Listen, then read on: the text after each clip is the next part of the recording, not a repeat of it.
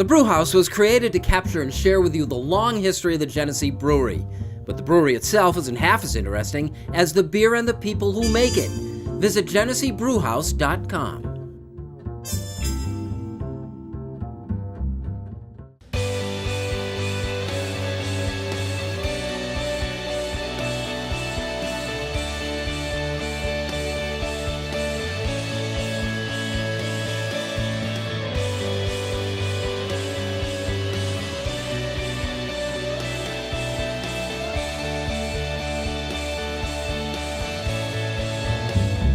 Hello, everyone, and thanks for joining us. This is the Rochester Press Box, presented by the Genesee Brewhouse. I'm Bill Pucko. Happy to have Kim Berntson with us. We're surrounded by the Breakroom here. I know. Last show of the year. Mike Catalana. Good to be back. Pat Duffy, in uniform. We finish up the quarterbacks after Kelly with the Bill season with the final, as of right now, quarterback after Kelly, Nate Peterman. Those are tough to come by.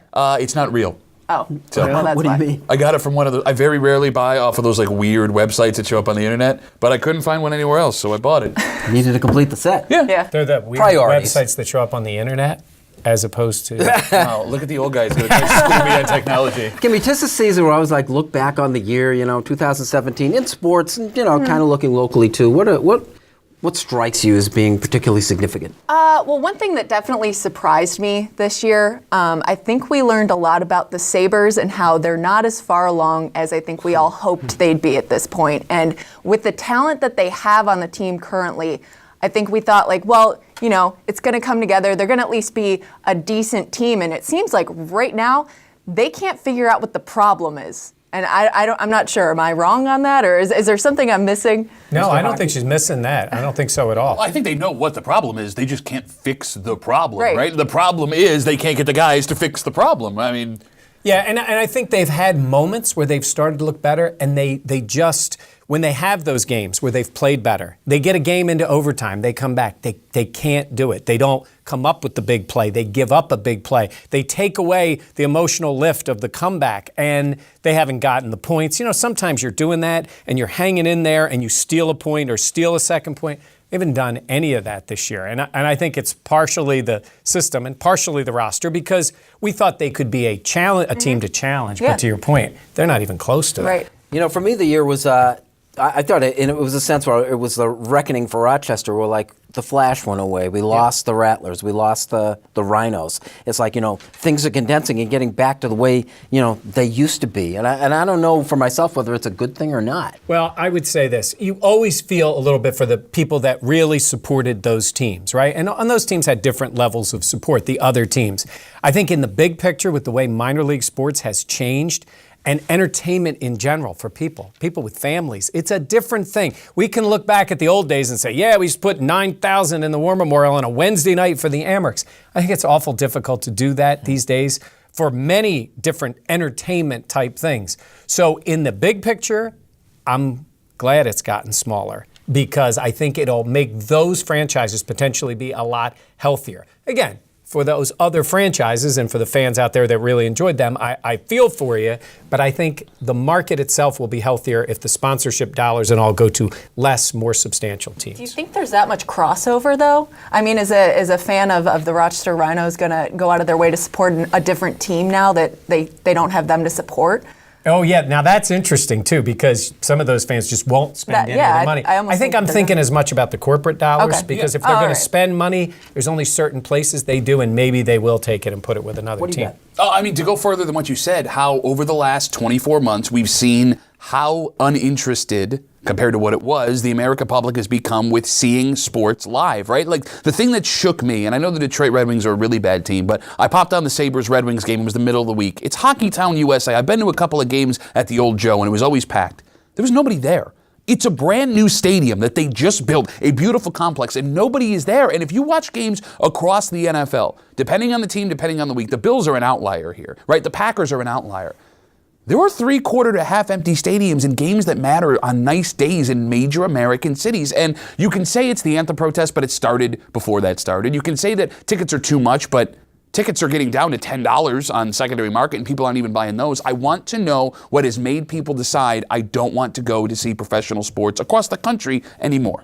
Oh, these aren't great trends either. Now, when you're those franchises that get hot at the right time and everybody wants to be there, I mean, certain times it happens in the NBA. The Golden State Warriors have been that way. Teams, the Knicks on a rise, and they've always sold out the Garden. So I think there's opportunities to do that. But in the NFL, it's an outdoor experience. It's a long day. Oh, yeah. It is a long day when you go to an NFL game. And sometimes when you go to Bills games, it's a really long day. No drum roll? Nothing for that? You mean rim shot? Yeah, thanks for correcting me. It's not as long this year, though, as it's been the past few, and that's a good thing. That is. This is the Rochester Press Box presented by the Genesee Brew House. We'll talk more about our football team next.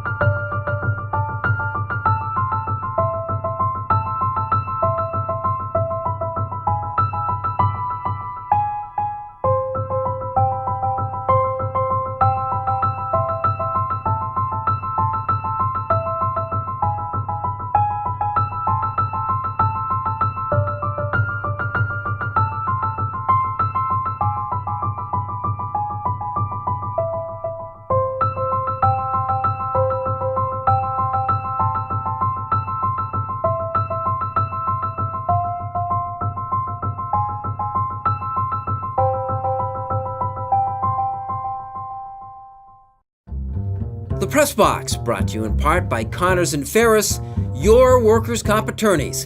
Call 262-COMP, C-O-M-P, today.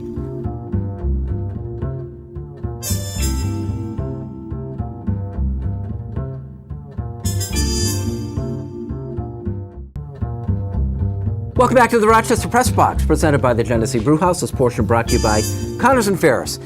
We talked Buffalo Bills, Mike. Yep. We used to use the word or the term "the process" an awful lot early in the season. The head coach and the way this team is headed.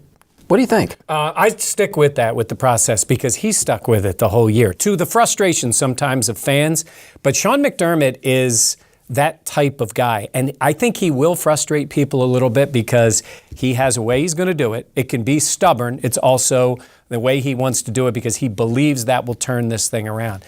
First year, you can change some culture. I will say he's gotten these guys in whatever form, no matter what has happened.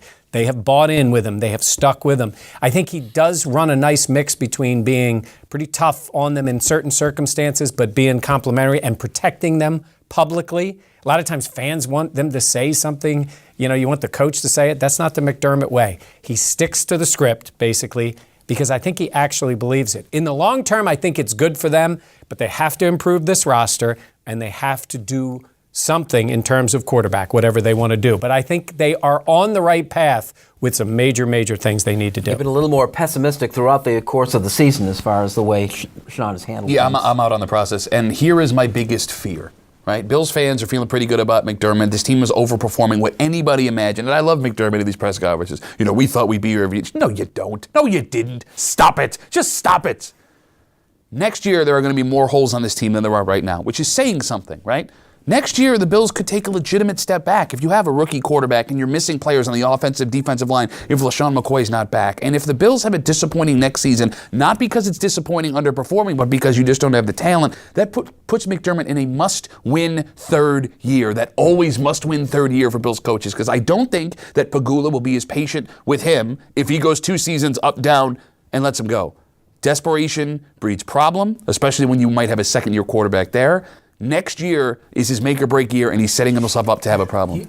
He has taken a guy who's going to end up winning more games probably than he loses, or somewhere close, depending on what happens these 2 games. And you have now gotten him already into a desperation third year. Tell me I'm wrong. You're wrong. Tell me I'm wrong that next year will be harder to win games than it was this year. You have no idea. Rosters. I do. I'm telling you. I am telling you right now. But based on the moves that they've made this year, you have no idea what that roster is going to look like next year. And I mean, I'm in on the process, but I do think, and Pat and I have talked about this before, you do have to be prepared for a year of maybe if you get back to what you did this year, it's a good year for you. You don't know what to expect for the years to come. And I mean, you think he's not going to have as much time. The Pujols are going to give up on him like after 2 or 3 years, but they weren't willing to do that with Doug Marrone. I mean, he exited that contract himself. They were willing to give him another year based on just mediocre season after mediocre season. So I don't think that they're going to be so quick. And they chose him, and they don't want to look like that team. Okay. And I think he will get more. And I think he will be the guy that's invested. And this was a team at the beginning we thought was going to win 5 games, maybe. I'm not arguing. Like, this season's performance has been phenomenal. It's not about this season, and that's what he's been saying the whole time, and that's just it. That might be what the ironic part is. If you do have a disappointing season next year, his own rhetoric would be the reason you point to and go, he might not be the guy. Interesting. I'm on, though. The worst part about it for me was when it's such a micromanaging, was when he punted on that 4th down play and then doubled down with taking the timeout. And the it was funny like, thing about that you're and a I said handle this of to you, this. he handled it poorly, and it ended up working. Usually the opposite might happen. You do it the right way. I do say the one time this year, and I talk about his stubbornness, that he basically came out the next day and is close to ever admitting that he was wrong when he said, well, in those circumstances it worked. We have to look at all of them. I hope he's smart enough, and I think he is, to learn from those type of mistakes, because he came out the next game against the Dolphins, and they were more aggressive than they've been all year long for them, throwing deep on 4th down. They never do that. So I hope he learns from it. I hope he's smart enough to learn from it. They're still going to make major changes in the offseason. This is the Rochester Press Box, presented by the Genesee Brew House, and this portion was brought to you by Connors and Ferris. Like it or not, it's next.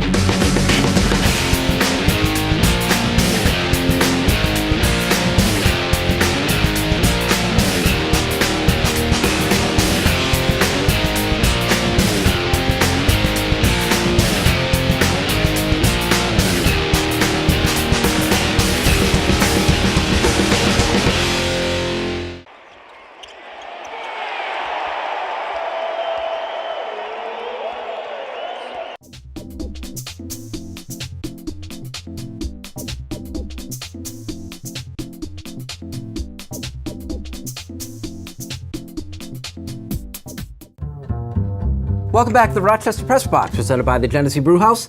Like it or not. Duffy, I hear that the XFL might come back. This is brilliant by Vince McMahon, right? So let's look at all the problems that people perceive the NFL to have right now. Unpatriotic. How dare you let them take a knee? Look at how soft it's getting. That hit was totally fine. You're going to suspend someone 2 games. Vince McMahon, as much as he's kind of a goof, sees an opportunity, and he's 100% right. You roll out this flag-waving, super hard-hitting league where you're going to pay guys a tiny bit of money. It doesn't matter. You're going to have some recognizable names from college like they did in the first place. The first XFL was trying to fill a niche that the NFL had lost with this hard-hitting game. Well, the NFL has gone even farther, I use the word soft for lack of a better word. I think he can be successful. It's not going to be, have to tune in, must-see TV, but there will be people that will watch this thing and they're going to make money with it. I kind of do too, but my question is why has spring football throughout the history failed? Yeah, I think people are just in a little different mindset, and I think now with the NFL being so big and so many games and so much time, I don't know if that will work as well. I think the biggest problem they have with the XFL, because it's Vince McMahon, they went so far over the top to try to make it so different, and cameras in the huddle. Yeah, well, the cameras in the huddle thing doesn't bother me It's as in the much. NFL now. Right, but I think they went so far over the top with some stuff with the cheerleaders and all that, and then even during the game where they would throw the ball out and have the 2 guys dive for like it. that a lot. They didn't need to do that in order to make the USFL was a legitimate second league that really did push the NFL. JP Lossman, champion. I That's do right. think you need to make it over the top, though, because you do have to differentiate it somehow from the NFL, because the product on the field isn't going to match the Yeah, NFL. you're right. It's just not going to. So you have to find something to make it interesting and You're draw right, people's and eyes to I it. think you're right, and I think they could do that. Maybe more to Pat's point about not taking those hits out or making it where it is funny though that the NFL allowed the celebrations this year, which for the NFL that was such a big deal. And I think that's been a great thing for the NFL this year. Let the guys have a little bit of fun. That would have been the type of thing a new league, an XFL would have done. Devil's advocate here, I thought, there was a time where there was this unquenchable thirst for football in the United States. It's decreasing. I don't see it anymore. It's not that it's decreasing. It's that the NFL never has an off season. Like, you don't realize that you're getting your NFL fix. The playoffs roll into getting ready for the draft, and you're watching the combine. I catch myself watching dudes in tight pants run as fast as they can in a straight line. That's a whole nother issue. Yeah. Well, no, that's just Mike. Mike and I hanging out on a Saturday. You're right, though. It's too much that way. I think the NFL is taking a lot of hits this year, and you would hope they would have a little introspective thought on what has caused their problems, because it is still by far the most popular league. They need to fix some things in that league, and maybe this will be the offseason where they start to address some of those things. This is the Rochester Press Box presented by the Genesee Brewhouse. Unfinished Business is next.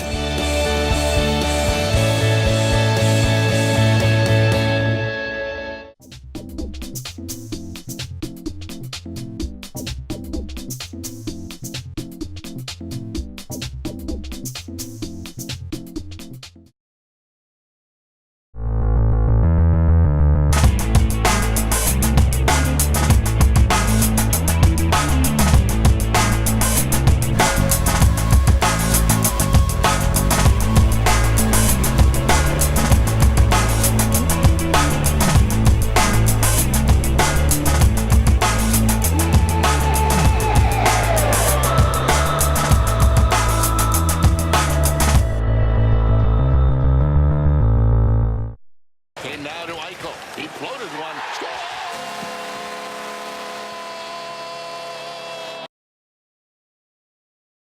$1.99 hot chocolate at Dunkin'? That's like a big, yummy hug. So hug it up. Hug more. Hug large. Hug medium? Hug that. Live the hug life with $1.99 medium or larger hot chocolate. America runs on Dunkin'. Welcome back to the Rochester Press Box, presented by the Genesee Brewhouse. Time for Unfinished Business, brought to you by Dunkin' Donuts. America runs on Dunkin'. Pat. So we've come to the end of our quarterbacks after Kelly jersey run here, finishing up with Nate Peterman. And I want you to think about something. It's really hard to find a quarterback that's going to be there long-term in the NFL. But what's harder is to go 17 years without finding one by accident. Think about that. I'm wearing the jersey of a fifth-round pick that started a West Coast game and threw more interceptions and a half than anybody in NFL history. The Bills have gone 17, 18 years without accidentally stumbling into someone that was going to be a legitimate NFL quarterback. The Browns are the only other team, really, in NFL history that have ever done this. The Lions fell into a couple of people. The Vikings have fallen into a couple of people. How? Without trying, have the Bills not been able to find a legitimate NFL quarterback? I want you to keep that in mind, no matter what happens with the Bills, playoffs, whatever. The draft is around the corner, and I would have to think, by logical process, that this guy's going to be the one. And if he's not, we're cursed, and there's nothing we'll ever be able to do about it. You know, Trent Edwards is the guy I thought was going to be that guy that we stumbled onto, didn't spend a high draft pick on, and was going to be good. He could have been if it wasn't for Aeneas Williams, right? Yeah, you took the hit to the head and the concussion. You can almost put the Dolphins in there. I mean, Ryan Tannehill has been a decent player, a notch above what E.J. Manuel was, but it is funny in that division, and the Jets have their own issues, but you really could look at the Bills and the Dolphins struggling since the two Hall of Famers to really find a guy, and that kid from New England's been there the whole time. I think Pat just wants him to draft another quarterback so he can add another jersey to his closet. That's the real reason behind this. Doesn't need an excuse. Go ahead, Kim. I want to take this time to celebrate the end of the season, and I'm not talking about the NFL season. I'm talking about Bills Mafia tailgate season, because at New Era Field, it has come to a close for now. And now I can finally go out and buy a fold-up card table and not have to wait for it to come back into stock. As you know, everybody at a tailgate at New Era Field has a friend, we'll just call him Idiot Brian for the sake of it. And Idiot Brian likes to light himself on fire, step up to the top of RVs, and smash through those fold-up card tables. So I'm kind of happy now that that's over with for now. It was entertaining while it lasted. Like, I know it might make me a bad person, but I would stop and watch Idiot Brian fly off a RV into a table. But, you know, I'm just happy nobody got hurt, seriously hurt that I've heard of, or killed. So we're good on that end. And yes, let's be happy that Bill's Mafia tailgate season has come to a close. I wasn't aware that he did it every week. What? He does this all the time? Different people. Yeah, it happens every. Look at how every smug you are. God forbid people have fun. I said, Both of you, the folks in jackets with said- listen, listen. fun at a football Listen, game. I found it entertaining, but you know, after a while, it's kind of just the same thing. And you know what it is? I will say this. It makes Bills fans in general, it's an easy thing to make fun of, and people around the country make fun We're of. just taking Says it off the team. The Philly fan. And I agree with you. And the guys who act like idiots in Philly, now they're not diving off tables and setting themselves on fire. No, they're whipping batteries at Santa Claus. Oh, really? You went that cliche? Just but say it. I'm saying is you make your whole city, you make everybody look bad in that case. And I do think and come on, at some point, have fun, but grow up a little bit. Grow up. And we're talking to you. I want to talk about a quarterback, too, and I want to talk about an underreported story. And I had to read this a couple of times just to make sure, because I think it's an awesome story about a guy who did something heinous, and a guy who got in a lot of trouble, and a guy who was lower than anybody coming back into the NFL. I'm talking about Michael Vick. Michael Vick, we know what he did. It was horrible, the dog fighting. He ended up going to Leavenworth. He went to federal prison. He lost his contract and all. Worked his way back, came back to the NFL, was hated, protests, all those things. Got back, stayed in the league, was with the Eagles, with the Steelers, with the Jets, was okay, got another contract and made money. And you know what he did? He didn't file for Chapter 7, where he'd only have to pay 50 cents on a dollar. He filed for Chapter 11 in bankruptcy, and he paid back nearly every penny of the $17.6 million he owed to other people. And one bankruptcy expert said that happens maybe 1 out of 100 people, of all people who did it. Michael Vick said, I had no reason in my life to stiff people out of money that I owed money to. He didn't need to do it, he did it. This doesn't make up for what he did before, a horrible thing, but he's tried to come back from it, and he literally put his money where his mouth was. Didn't just say it, went back, paid people back. Way to go, Michael Vick. Way to go, Michael Vick. Yeah. This portion of the Rochester Press Box Unfinished Business has been brought to you by Dunkin' Donuts. America runs on Dunkin'. Thanks, Kim. Good to have you back. Thanks for having me back. Guys, Happy New Year. Happy New Year. Grow up. I had to grow up. Grow up. Thanks for that. And thank you for joining us. We'll see you next week with the Rochester Press Box.